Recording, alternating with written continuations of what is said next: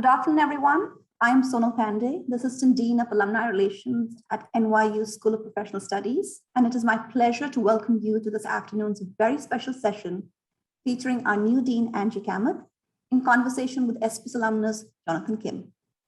This will be followed by the conferring of the 2021 SPS Alumni Awards to 3 exceptional graduates of the school in recognition of their personal and professional achievements. I invite you to use the chat feature to submit any questions you may have or share comments.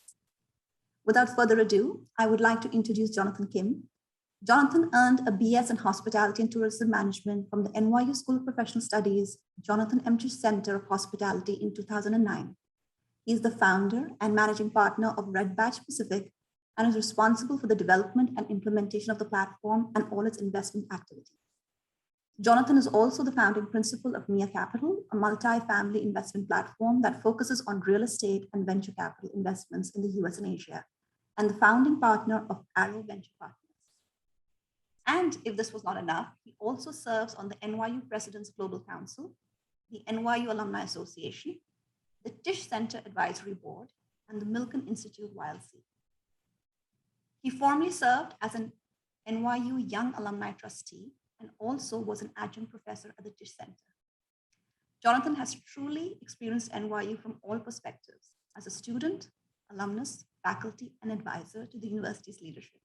And we couldn't think of anyone better to be in conversation with Dean Kamath today. And with that, I hand it to Jonathan. Thank you, Sonal. My name is Jonathan Kim, and I graduated in 2009. I am very excited that I have the honor and pleasure to interview or have a chat, an online chat with our new Dean Kamath. So good afternoon or good evening to everybody, depending on where you're zooming in from. And so I guess let's get started. Obviously, this past 2 years has been quite an unusual first with the pandemic, but the current academic year is off to a great start, and wanted to know how the school has adopted to the new normal and the challenges that the school faces at SPS and the wider school. And so would love to hear your thoughts, Dean. Excellent. Thank you so much, Jonathan. And before we get going, I just want to thank Jonathan and all of our alumni relations team, Sonal Pandey, Danielle Orenberger-Hopkins. The dedication and loyalty of our alumni community is remarkable. And I also want to thank members of the NYU Alumni Association who did exceptional work. This is the final kind of culminating event of a really exceptional alumni week and weekend. And so I want to just recognize also folks in the Alumni Association who keep this community connected, Lillian Jackson, Coram Gore, Larry Montrone, Stephanie Matera, and John Burnett. And so thank you very much for being here. So Jonathan, in terms of your question about the academic year and how we've adapted to things, I would say really truly, I would use the word magnificent. We have had a magnificent start. I feel a little bit like the student, or I think we collectively feel like the student who over-prepared painstakingly for that exam. We had plan A, B, C, D, G, F for all of the different things that could happen. And really, we haven't had to go to contingency plans. I think that we've really kind of gotten off to a very strong start, and that's been really quite incredible. Students are back. We've got some of those restrictions, but they're going to slowly be lifted partially this semester, and then certainly in the spring. But what's important about that is that we haven't skipped a beat. I think we all can recognize it's been pretty nonstop, right, for probably a year and a half. And our alumni and this entire community of our faculty and our staff and our current students, they haven't missed a beat. I mean, we'll talk about it a little bit later, but everything from, in August when things were heating up in Afghanistan, we had our faculty, we had students, we had alumni that were activating their networks to really make sure that there was opportunities to pull out and kind of have safe harbor for many of our alumni and their families to, from a sports perspective, doing leadership and diversity training for NFL executives. In the real estate realm, we saw so many folks, particularly the tech industry, and this is close to you. Tech deals in real estate were still happening, and kind of seeing a lot of our alumni, and really frankly a lot of our faculty at the center of what was happening from a real estate perspective has been incredible. And I could go on and on in terms of hospitality and making sure that leaders were really attending to the industry, as that industry in particular had quite a set of curveballs thrown at them. And so it's been just really exciting to be able to see that the community hasn't stopped, but they've really met the moment. And I think there could be, a new set of conversations. I've actually been thinking about this called like the Meet the Moment series, where we really talk about how alumni across the school and all of our kind of wider SPS ecosystem have really met the moment in whatever kind of area and vertical they're in. Thank you for that. And yes, a lot of credit to yourself, Dean, and the rest of the staff and the school for operating through the past 2 years, and the wider school as well for not stopping, because nothing has stopped, even though we've had a pandemic. And so, no, for a lot of the alumni who are joining us today, we'd love to get to know you more and your background for those folks who have not gotten to meet you yet, and gotten to know kind of your vision and really what attracted you to this role and how it's been so far. Sure. Thanks, Jonathan. So it's funny when I reflect on my own career, sometimes I have this moment where I'm like, can I not keep down a job? But I've been really kind of traveling through multiple sectors. I started out in finance. I then went to run several nonprofits. A real professional high point was working in city government as a public servant in the Bloomberg administration. And I most recently came from the City University of New York, a very large public higher education institution that served 500,000 people. So, between my time in city government, running local and national nonprofits, and then working at a university, I love scale. I love complexity. I think there are folks that, really either thrive in kind of a bureaucracy of sort, and bureaucracy is not a bad word in my mind, but we thrive in systems in terms of trying to figure out how do you navigate them? How do you innovate? How do you impact large groups of people on large systems? And that's really incredibly attractive to me. And so I think that's a thread that goes through my own career. I'd say the other thread, Jonathan, that I'm really deeply passionate about is around economic mobility and upward mobility and kind of career mobility. And so throughout my career, I've really tried to be in this kind of middle connector space of connecting what industry needs and wants, the talent needs, the human capital development needs, with people who want to either launch a career, advance in their career, if they're a leader, kind of really create an environment and a culture where people can thrive.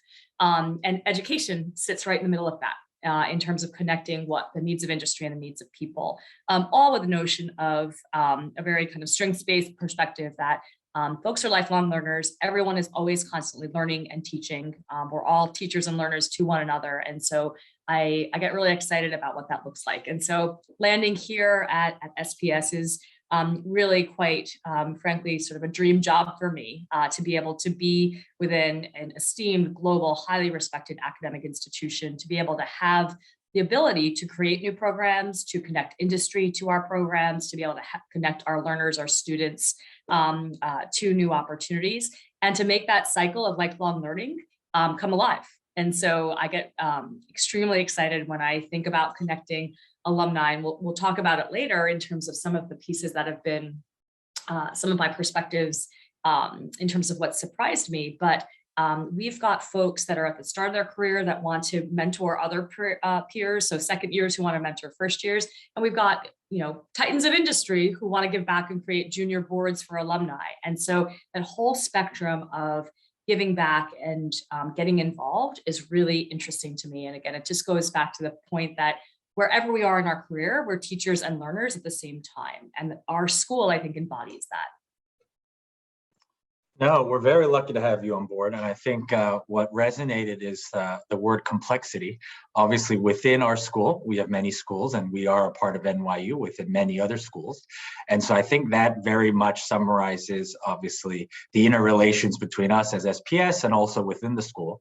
So that's amazing. But obviously, your vast background in dealing with different corporations and different organizations, I think we will be the benefactor of that and are very excited. I guess, it's only been month 4, right, that you're in, so it's still very early. But can you share your initial vision of where you think SPS, is going and should be going so far, and albeit being of the 4th month, right, that we're in so far? Thank you for giving me a little bit of a grace that when we do this next year, Jonathan, I'll have some more kind of meat in the bones in terms of what to talk about. But I mean, I want to say I got appointed to this position in April, and like any good, I called myself a bit of a nerdy policy wonk. I was like right in there meeting, probably doing 2 jobs for April, May, and June before I got here. And so just trying to meet people, trying to understand the history, trying to understand what we are proud of, what we want to do. And so I'd say, my initial thoughts for the vision of the school, I'd say there's 3 things that are really kind of captivating my time and attention really since I'd say April. And so the first piece is, and it's a little cliched, but the whole future of work has been of deep interest to me, really, I'd say for the past 10, 12 years. I mean, I remember working in city government in the Bloomberg administration when the financial crisis hit. And at that point, it was jobs, jobs, jobs, right? And everyone was trying to figure out what to do, how industries were changing. I mean, the tech revolution was just starting to happen well before New York City kind of got Silicon Alley. And, at that point, we started talking about the future of work. And really, I've been, I'd say a little bit obsessed with it since then. And my vision for the school around the future of work is there's a couple of things. There are known knowns. So we know that the human skills, we know that data analytics, we know that technology, we know a number of technical skills that absolutely are skills that we need today, and we have to teach our students those skills. I also think I've worked with enough kind of industry leaders and CEOs to know there's a portion of the future of work that they don't know about. There are outside influences that are impacting sectors, whole sectors or parts of sectors that are just unclear. And so the opportunity to kind of co-create or take a really big swing at what we think the future needs of industries are is really interesting. And that's the kind of, we know we have to do it. It's a little bit unknown what we have to do. And then there's the kind of unknown unknowns, right? We don't know what are those next industries that are developing, right? So whether it's in real estate, kind of property technology, I mean, years ago, trying to understand the influences on any number of our sectors, we couldn't have imagined really, or maybe someone super smart could have imagined, but the most of us didn't know it. And so this idea of the future of work and designing our programs, our ability to engage with industry, to deal with what we know we have to teach to get people ready, what we think we have to teach to get people ready, and then thinking about how do we stay ahead of those trends is deeply interesting to me. And I think our school has been doing that, and I'd like to figure out how to do more of it, how to incentivize more of that thinking, how to engage leaders, our alumni, our students, our faculty, to really think about the future of work in all its dimensions.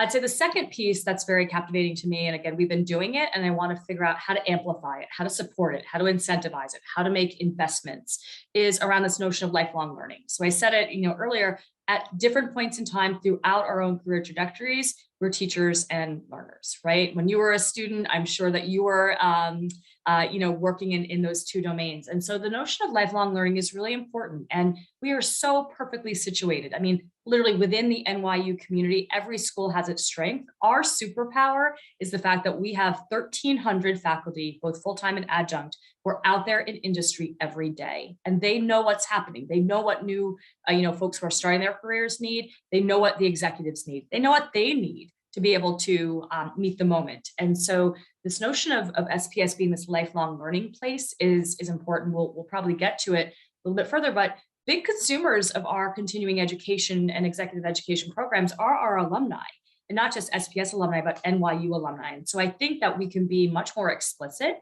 and do a lot for the NYU community, the New York City community, the global community, the national community as well. And so those are 2 pieces, the future of work and kind of lifelong learning, that I think are going to be building on the strength of SPS, but I think there's a lot more that we can do to really kind of meet this moment. No, thank you for that. No, I mean, I couldn't agree more. I think it's quite exciting where NYU as a whole, as a university is, not just ranking wise, but since I graduated in 2009, where it is today from where it was. And then also SPS, really, the combination of all the schools, having you on board, it's really, the perfect timing. And for, the school of SPS to shine and adapt in a pandemic like we are in now. Which obviously the landscape has changed for many different reasons. So quite excited about the future of where SPS fits within the whole NYU growth story. I'm sure there'll be many of these as you continue past your 4th month. But any surprises or findings or, something that you'd like to share so far that you didn't expect coming into this? Sure. So I'd say two things, and just kind of on this last point, I was talking to a bunch of students on Thursday, I think it was, as part of our Spirit Week. We did a kind of how I got here series. So I was waxing philosophical. And a big theme that came up in that conversation was that opportunity favors the prepared.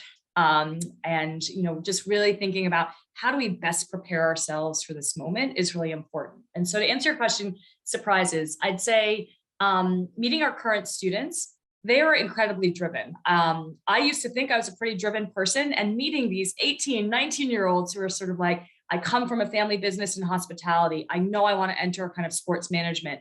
I wanted this degree and I chose SPS because I didn't want just a general business background. I wanted a business background and kind of some expertise. Like just hearing 18-year-olds articulate with that level of specificity, and that wasn't a unicorn student. That was, a student who kind of, I think, very much embodies. And so that's been really interesting to be able to see how focused individuals are. And again, I never expect an 18-year-old to know exactly what they want to do with their life, but being able to articulate what you're interested in and kind of why you're here enables us to be so helpful to students, right? In terms of connecting them to alumni, connecting them to industry. And so that's been really quite gratifying and maybe a little bit surprising to me.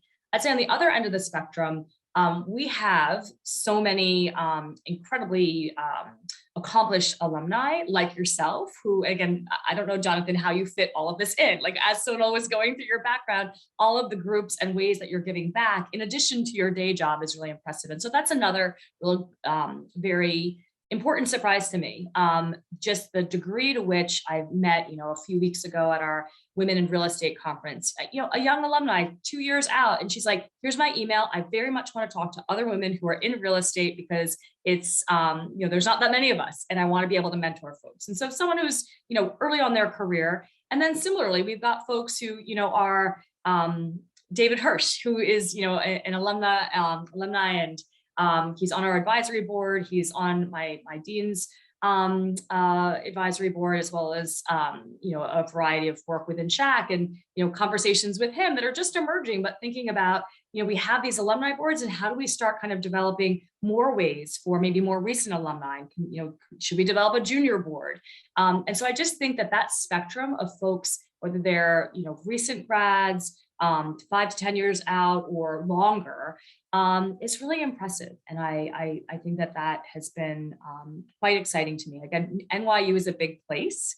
And so to be able to see how connected we were able to make experiences, whether you're from an undergraduate program or a master's program. I think back to my own graduate work, and I was so keen to kind of get out into the world. I think I kind of went through grad school, getting through classes, kind of getting through the work so that I could get out there and actually change the world. I was probably a little bit more impatient, and it's quite important, exciting, gratifying to be able to see folks who are taking the time out to stop, pause, think about what they can give back, think about how they can contribute, think about what they're able to see from industry and connect that back to what would be helpful to students. So that's been very exciting for me to see. No, that's I think that sums up a lot of SPS for, obviously being much earlier career focused than some of the other schools, both within NYU and obviously to other schools, which is, mentorships and all that being focused very early on. I think it makes it very clear why, students want to get engaged and obviously for alumni to give back. And so on that point about alumni, obviously jobs and careers for students is a focus of the school. It definitely is now, given the situation and the year we're in and, work from home and everything about it. But what could alumni do to help you? What is the school doing? What are you focused on? I'm sure this comes up in conversations with the students who are later in their years, or even alumni who have already graduated and maybe are changing jobs or want to change complete career paths. Sure. So thank you for that question. So as I was speaking before, that I think the two big strategic themes that are coming up are the future of work and lifelong learning. I think the way that we express those two kind of themes and two ways that I want to kind of see that expressed very visibly, that folks can point to, that they can touch, that they can see, is in partnerships that we have with industry, alumni, employers, and then in terms of our student engagement and kind of what that looks like. And so I'll start on the partnership front. And again, it takes a village, and whether it's, I always think about funnels, right? And so we've got 39,000 SPS alumni who are out there. We have 1,300 faculty and adjuncts who are with our students, kind of at the point of learning in the classroom. And I think about all of the partnerships that those over 40,000 folks have with industry, with individuals, with kind of the opportunities to kind of think about partnerships to help our school both better define the future of work, help our school articulate lifelong learning needs in industry, I think is incredibly important. And so again, we could partner with anyone any day of the week, right? There's no shortage. I mean, I think my phone rings off the hook with ed tech firms that want to partner with us. But the reason why we want to partner is to enhance that student experience. And so partnership could look like, if you're interested in working with us, to come and talk about trends in the industry that haven't even been written about yet. You want to partner with us to really think about whether it's an internship or hiring, great, but there's this thing called micro internships that proliferated during COVID, where, not going to have you on site. Don't think I can handle you being an 8-week, 40-hour-a-week intern, but I could give you a challenge. I could give you a case competition. I could give you a business task. That would be great for your resume. That would be great for your learning.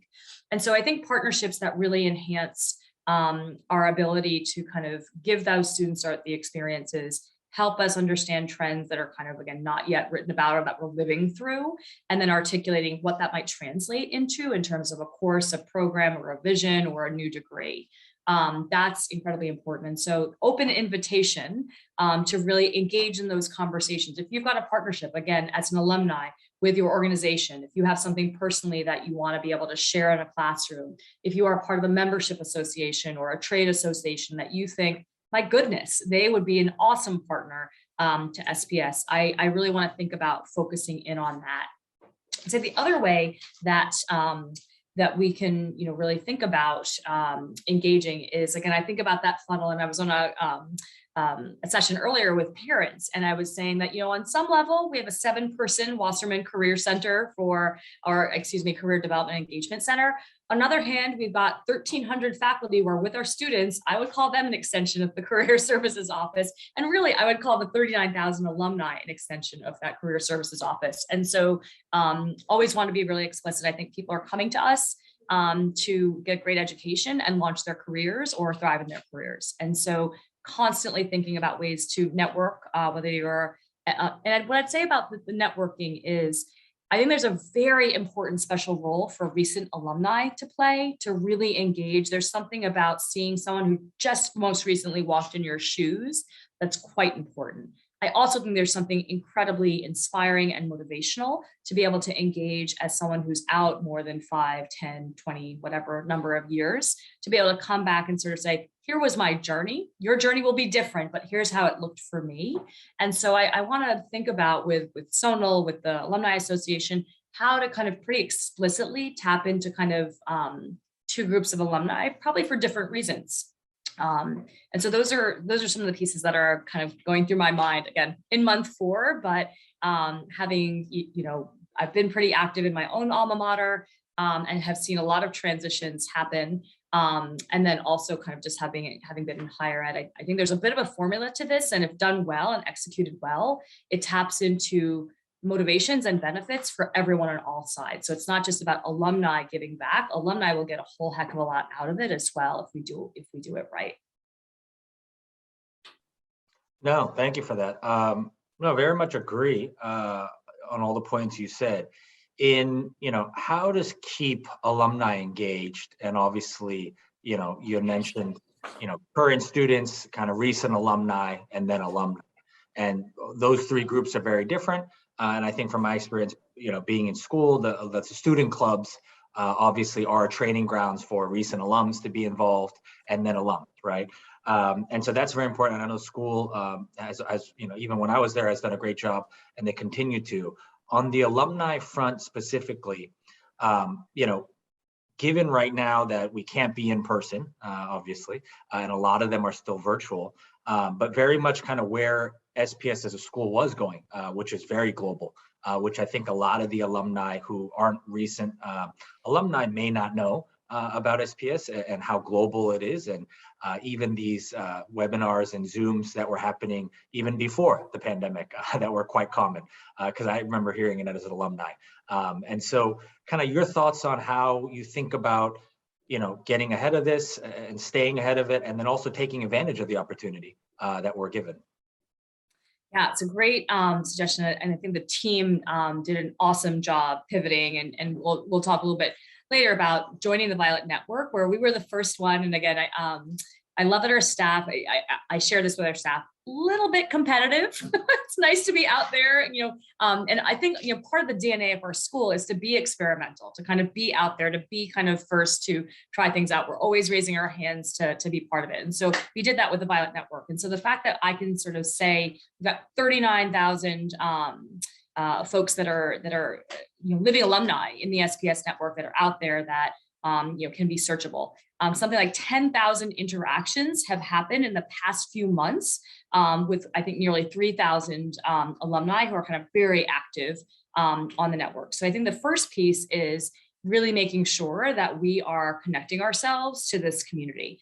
And, we were talking a little bit earlier this week in our alumni meeting, making sure the whole great resignation is a real thing. I'm sure we're all experiencing that to some degree. And so as information is changing, as people's employment is changing, as people are moving, et cetera, making sure that is up to date feels really important. Because again, I think that students are asking all sorts of different questions because of COVID in terms of where do I want to make my impact, and kind of what are my options and how do I think about this? And I think you and I, when we were prepping for this, we're talking, in 2009, it was all, maybe consulting and finance jobs. And now, those are still obviously very attractive areas, but the world has literally opened up in terms of different opportunities. I think we'll see it, reflected in our alumni awardees later, who I'm so excited to kind of highlight. Just the paths that people take have been really interesting. So I don't know if I'm totally answering your question, but I think, staying involved and kind of keeping current is really important. So I think that students can start to see how people have made their own career pivots. And I think that's quite important. Yeah, no, I mean, when we had spoke, I think that is very true, right? When I graduated in 2009, it was very specific what the, kind of most desired job or career path was. I think it's very much different now, especially in the, in 2021 in the situation we find ourselves in. But it puts SPS in a great place. I think the landscape, we spoke about this in depth, the landscape has definitely changed. And it's really, a great opportunity for SPS to, take advantage of what's ahead of us, because the backgrounds and different career experiences, I think, are much more valued now, both not just, it always was from the, I think, employer perspective, but from the student kind of employee perspective, that is much more valued now, which I think was very much overlooked. And so, no, I'm quite excited that, SPS has this great opportunity ahead of ourselves. So can I take Dean's prerogative here, John? So I would love to turn the table back to you and sort of ask you as an alum. You've obviously seen, as Sonal mentioned from the outset, so many different aspects and angles and dimensions of NYU and SPS. I would love to sort of get your perspective on what you think I should focus on, what you think might be some really interesting opportunities for myself and the team to really contemplate as we move ahead. Yeah, no. So obviously, I think, it's only the 4th month, so I caveat with that. But it's such a huge university. It's a corporation very much of NYU, and then obviously within SPS. And so I think, keeping true to kind of how SPS was started and the history is very important. We're in a very different time now, and I think the schools in and of themselves have grown. And I think everything coming under SPS was definitely the right move, because we have to be unified as a school. And I think on the alumni side, it's never easy because you have that many alumni. It's hard to please everybody, 39,000 or 600,000 of total NYU globally. But I think Sonal on the team has done an amazing job of really, even with this event and Alumni Weekend, to keep the alumni who are engaged, keep them engaged, and then new alumni who may not be. But really kind of, taking the time to, have a chat just like we are now with the different schools and the different alumni, because even within SPS, there are different needs, right, of the different schools. Myself coming from the Tisch Center of Hospitality, there's sports, there's business, many divisions of that, real estate, et cetera. And then there are the grad programs. So I think, taking the time to know and hear what all the alumni are thinking. And I think it's, we touched on this before, there's very different needs and wants and expectations from a recent alumni versus someone who's not a recent alum. And I think also taking that into effect, and I think, all that, work that, the school does, you do, and we do is all to benefit the students, because the better the students are prepared, they will become better alumni and they'll give back, because obviously it's cyclical. So I think really, taking the time to hear out everybody.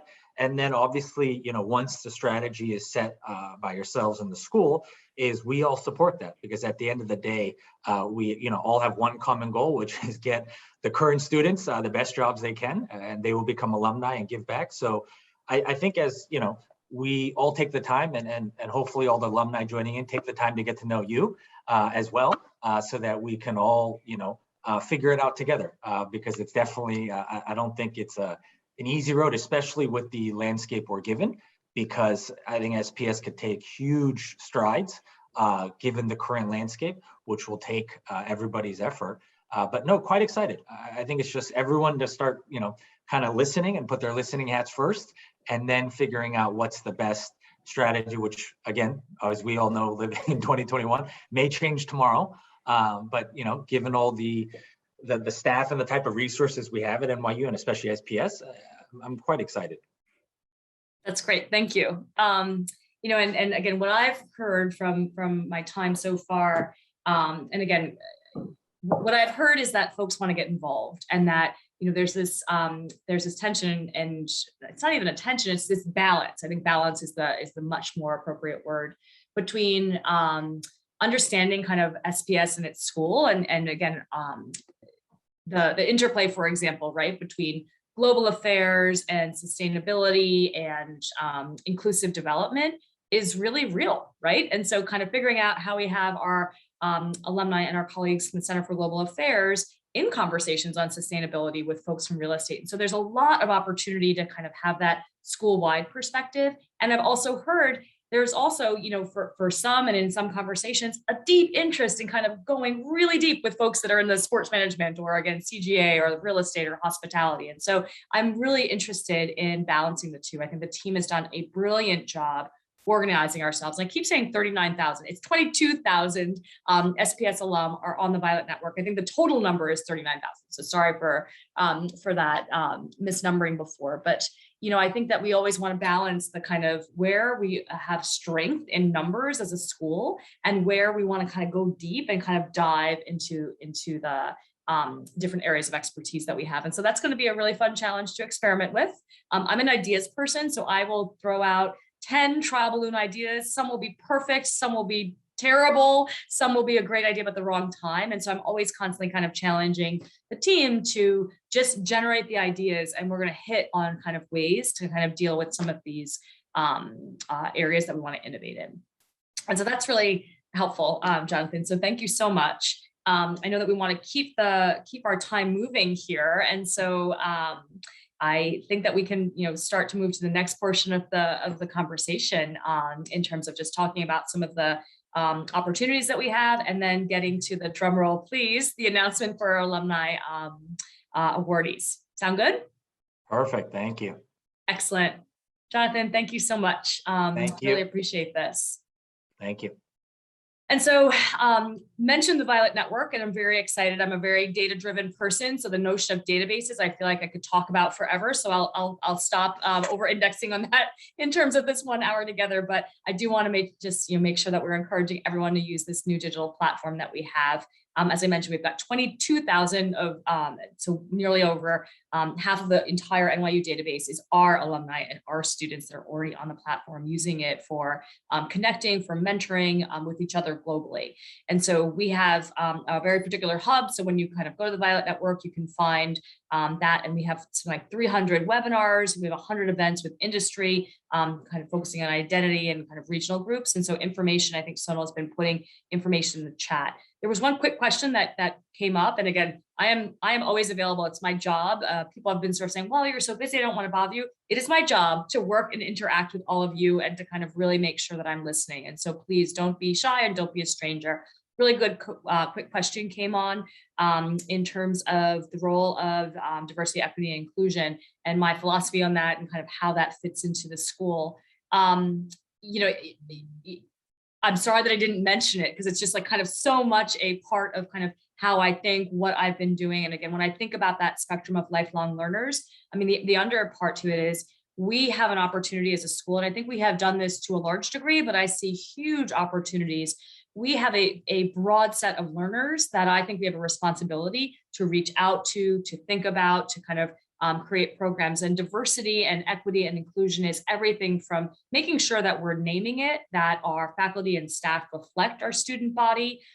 It's making sure that the students that we're attracting come from a wide variety of backgrounds. So very global school. I want to make sure that our students who are both domestic and global have their own sets of diversity, that kind of socioeconomically, they're coming from different backgrounds, that they have different types of educational experience, that they're coming from different countries, that they represent kind of different spectrums in terms of you know, just equity and inclusion. And so, you know, I very much think about DEI issues as, you know, not just, it's, you know, tip of the iceberg is who we hire and kind of what our staff and faculty look like. The more important thing is that we very much have a space and a way to talk kind of openly and to learn from each other. I am learning a lot, and I have learned a lot over the past 3 years in terms of diversity, equity, and inclusion. So as a woman of color myself, I enter and I'm an Indian American. I come with a very, you know, interesting set of lived experiences around issues, and they're really different from a lot of other groups. Growing up here in the States, first generation American, I just have a particular set of lived experiences, and it's not the lived experience of every you know, first generation American. It's not the experience of every person from India. It's not the experience of all of my Asian counterparts. And we just have to recognize that we have lived experiences. We can kind of basically talk about ourselves. We can't talk and generalize about kind of what this means or kind of how we should impact, but having that sense of inclusive, you know, decision making, having that sense of engaging and lots of conversations around this. At times that can be uncomfortable, feels really important. Last thing I'd say, one of the pieces that I'm super excited about, we have something called the Intersectionality Lab. And it's basically, it's for faculty. And the notion behind the Intersectionality Lab is we want to train and teach and engage and connect and bring our faculty you know, up to speed in terms of the conversations that are out there. And so looking at a course syllabus in marketing, what are we doing to kind of think about different perspectives as we look and develop course syllabi? What are we doing in terms of the reading and making sure that readings in classes represent diverse perspectives? What are we doing in terms of our guest speakers to make sure that they're really representing not just our cohort of colleagues that may look like you know, the person who's teaching, but how do we have guest speakers that really represent a broad spectrum? So when I think about diversity, equity, and inclusion, I'm really interested in kind of how we bring it into the classroom. And it's not just a straight up training and hiring, though that's incredibly important, but that we're actually kind of pretty actively talking about it. And so with that, last couple of things that I would say, in addition to the Violet Network, we've got alumni conversations. Our next one is coming up on November 3rd at noon. We're highlighting one of our awardees, so more to come on that.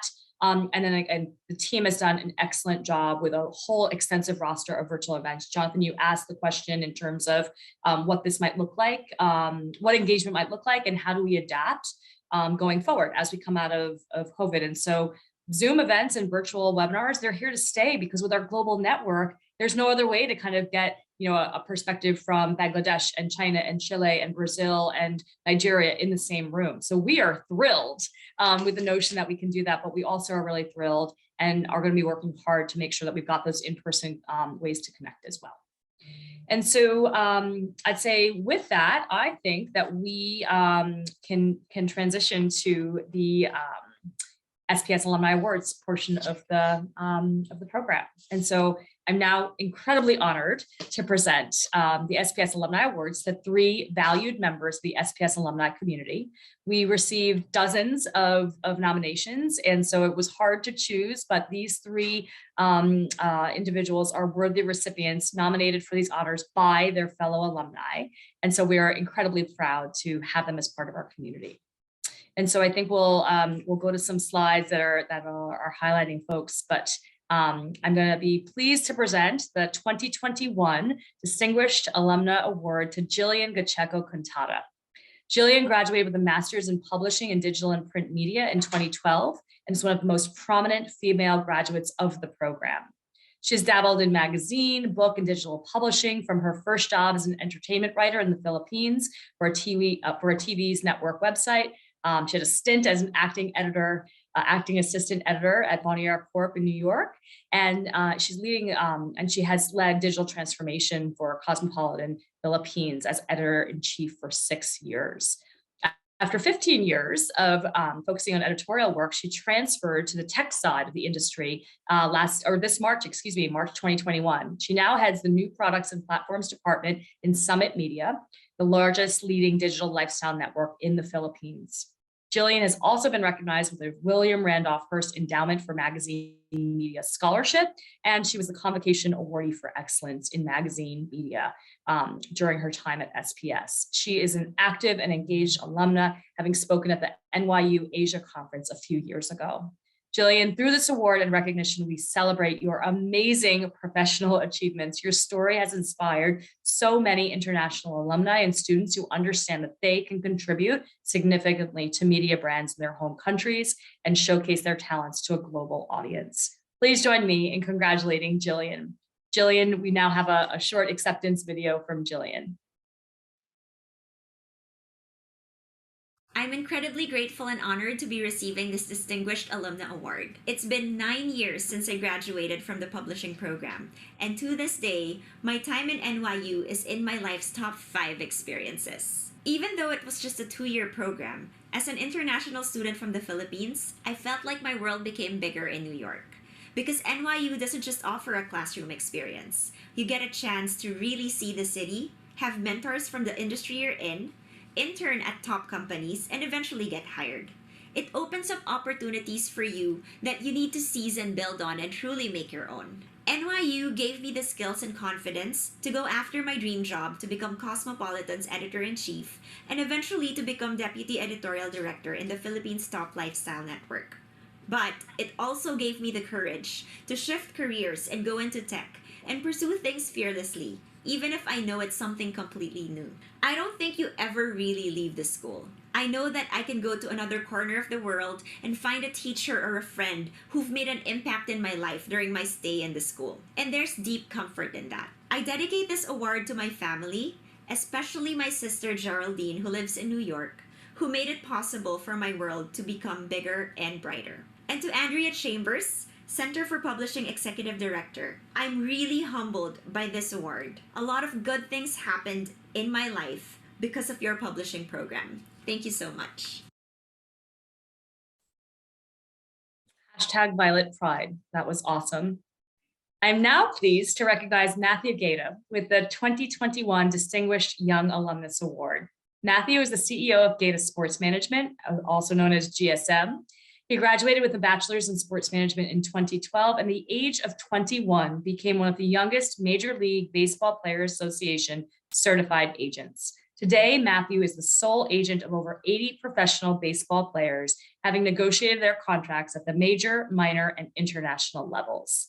Named to Sports Business Journal's 2020 New Voices Under 30, he was also named to Crain's New York Business 2021 20 in their 20s. He continues to be an engaged alumnus, sharing his experience and mentoring students and recent graduates. Through this award and recognition, we celebrate Matthew's meteoric rise in the world of sports. Please join me in congratulating Matthew. Matthew, I invite you now to accept the award and say a few words via video. I am incredibly honored and humbled to receive this year's Distinguished Young Alumnus Award. NYU helped shape me into the industry professional that I am today.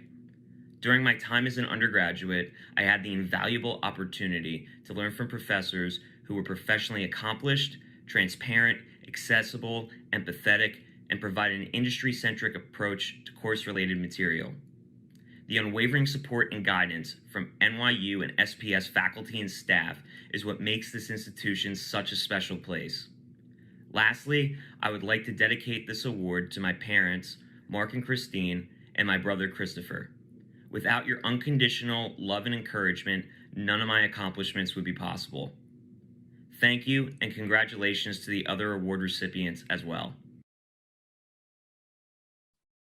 Excellent. And the last award of the afternoon, but no way is the least, is the Distinguished Public Service Award that I'm honored to bestow upon Dalia Amin. Dalia earned her master's in global affairs in 2015. Dalia has an extraordinary career as an emergency and conflict setting specialist with experience with private, non-governmental, and multinational organizations in the field of international development, gender mainstreaming, protection and prevention of gender-based violence, youth empowerment, emergency response, education, and peace building. She currently serves as the country manager for Iraq for the organization Search for Common Ground. And she's unable to join us today, but again, all of our awardees are literally flying around the world, attending to business and kind of important ways that they're contributing. And so please join me in congratulating her for this amazing honor. And again, we'll hear a little bit from her from a video. Hello, ladies and gentlemen. It's a pleasure to be here today to accept the 2021 Distinguished Public Service Award from a school that I respect and whose professors and graduates have shaped me. It especially brings me joy to know that today's recognition is for my public service work, which I've always thought to be the profession of caring. As a child, I was a Kurdish refugee in Pakistan and grew up watching people suffer and longing for care from their neighbors, government, and aid workers. Often, it was short of available. When conditions are hard, we distrust each other, shrink away from relationships, from care and connection. But even in the toughest conditions, the marginalized experience, care persists. I remember when my family, after waiting 10 years as refugees in Pakistan, finally got an interview for possible resettlement. It was high stakes, and we now know how acutely children can pick up on tensions. My little shoulders were all the way up to my ears tense. Then the migration officer came in and made silly faces at my infant brother and shook my hand. He made me feel relief, safe, connected, and cared for. My shoulders dropped down. I still remember vividly his eyes crinkling at the corner and the sunspot on his cheek as he laughed. He was a carer. I knew early I liked how I felt near the carers and pursued the humanitarian sector so I could be surrounded by them.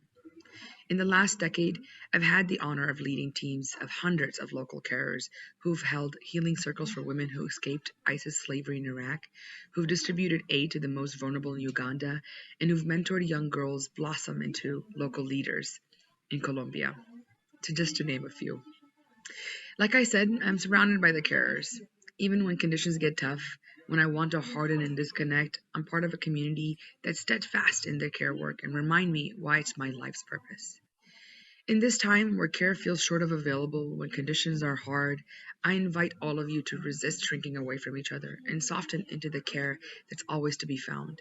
I hope that whatever we do in business, academia, nonprofits, may it be led by care for the most marginalized, may it be in service of building community, and may it be accompanied by crinkling-eyed laughter. Thank you.